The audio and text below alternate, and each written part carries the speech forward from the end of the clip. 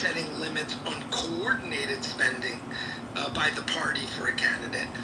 And so they're going in the other direction, right? It's going to be Citizens United on steroids. So we don't live in a normal world, and therefore, who knows?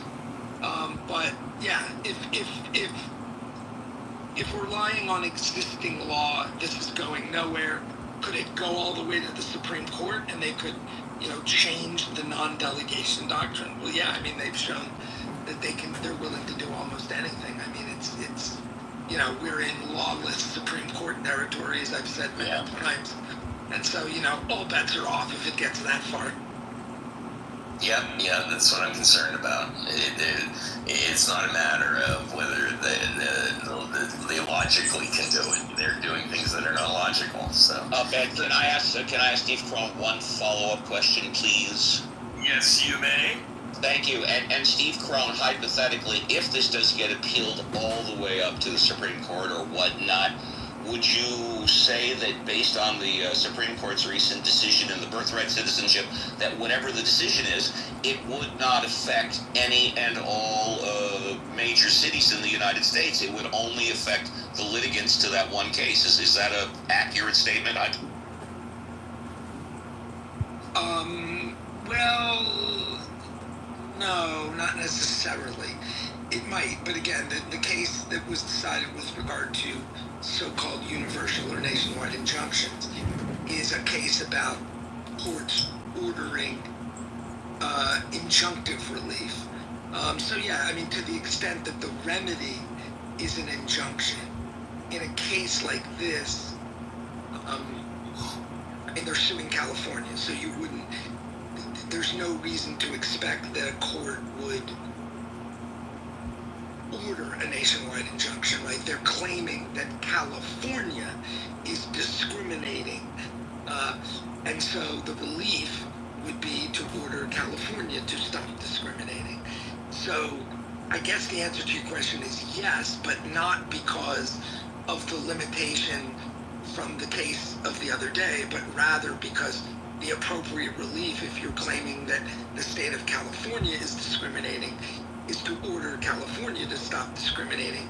There would be no basis for a judge to say, and we also order Utah to stop discriminating, right? It just wouldn't make any sense. Thank you, Steve. Here we go. So, Steve, while I got you here, did you have any other things that you wanted to bring up, either your PTR or any other of your legal musings? No, I guess the two. I mean, I am going to be. Royfield asked me to do his podcast later today, so I'm going to do that. Whoa. Talk about 4 or 5 different cases. But I guess the other thing I'd say is that in addition to the one I mentioned about, revisiting limits on coordinated spending, which again is just going to just increase the unbelievable harm to the election system that Citizens United has caused. They also picked forward. So there was one case that wasn't decided this year, and everybody was scratching their head after the last day of the term because the court announced that it was the last day. They announced, I think, 4 decisions. They just didn't announce a decision in the Louisiana redistricting case, in which Louisiana created a second so-called majority-minority district, and that was challenged by the white supremacists as, discriminatory. Again, the world turned on its head. Now it's illegal to try and get some semblance of equal representation in these states. That's what's now constitutionally suspect. And they kicked the case forward after hearing argument with a suggestion that they're going to refine the question. So I think they're going to ask for the case to be re-argued, and maybe they're going to ask the litigants to focus on some new issues. So, 2 election-related cases that are more of the effort to, make it easier to continue to have minority rule in this country.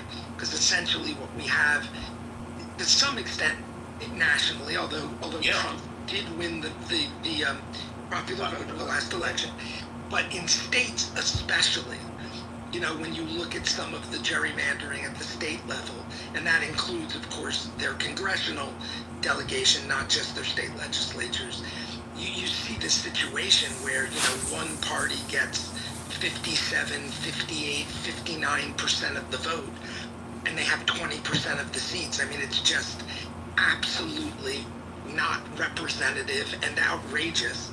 And, you know, they're continuing